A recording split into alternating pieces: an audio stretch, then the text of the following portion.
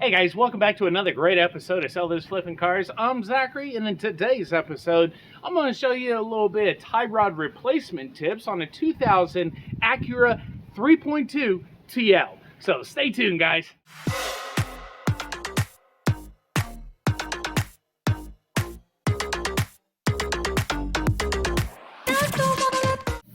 Here we go, guys. Here's a great tip right here. If there's no resistance behind your outer tie rod, that outer tie rod and inner tie rod are needing replaced because, well, next, that dry rot is insane.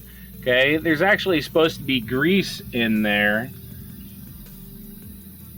to protect that bearing when it's rolling around. Right? And there's also supposed to be resistance on that as well. So if your tie rod is like that, it is time to replace it, guys. And it is a very easy job you can do yourself right in your driveway.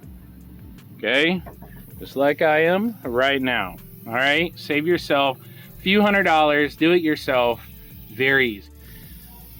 Once you get the tire off, guys, now this is on the 2000 Acura 3.2TL. Okay, once you get the tire off, it is a 17 millimeter socket. Okay, zip that bolt, that nut off right there, and then take your nice little TLC hammer, okay, and you're gonna smack it on the side. Do not smack right here, okay? If you do that and you're reusing the tie rod, just so you guys know, it's going to mushroom the top and it's going to just give you a hard time to get that nut back on. Okay, so smack it on the side right here. The impact will loosen it and it'll just fall right out. Okay, next, grab needle nose pliers. Take this little clamp off so you can scoot this boot down. But you do have another clamp right in there as well. Take a flathead screwdriver and you're going to see a loop on that clamp. Let me zoom in right here and I'll show you it right there. Point at it. You're going to stick your flathead screwdriver right there and you're going to twist it. Okay, it is going to knock that clamp off. The boot will be able to come off. Do not force that boot. It is plastic, rubber kind of stuff. It does dry rot and it will fall apart. If it falls apart, you will have to replace it or your inner tie rod will go out on you. All right, guys, real quick, we got the old tie rods off. I want to go over this real quick with you before you put the new tie rods on. Okay, there is a right and a left side. Okay, make sure you put the correct side on. So the passenger side is your right side and the driver's side is your left side. Don't mix them up, guys. Okay, let's get them put back on. All right, guys, real easy. You're using the inner tie rod tool. If you've never used this tool before, it is a very simple tool.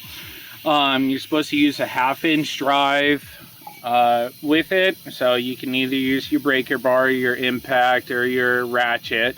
If you are using your impact, I'm talking about just the first bump, okay? You're not drilling the thing off, you're just bumping it, and it helps just free it up so you can take it off the rest of the way easier. Try not to break your rubber / plastic boot. It does get pretty brittle.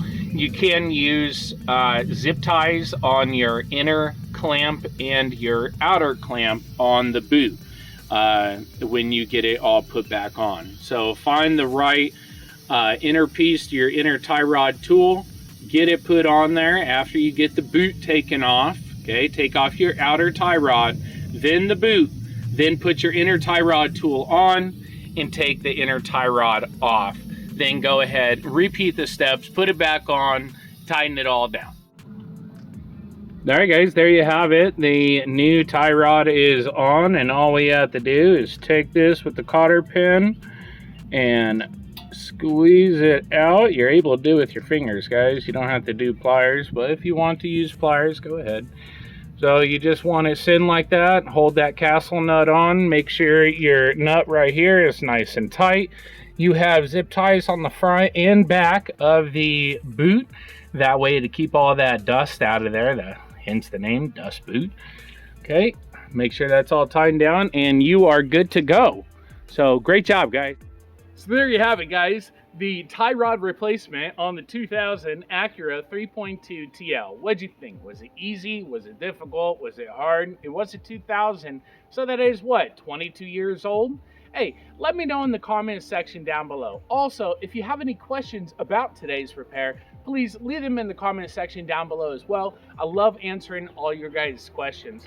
Also, if you're another mechanic in the trade, hey, don't throw salt, guys, okay? Don't be all salty that I'm trying to help people. Why don't you help me out in the comments section? If you see anything wrong in any of my videos, try to help people with positive, things. They think all of us mechanics are a bunch of jerks. Don't try to let them, don't try to defend what they think about us already, okay? In the mechanic trade, auto repair shops are charging way too much for repairs.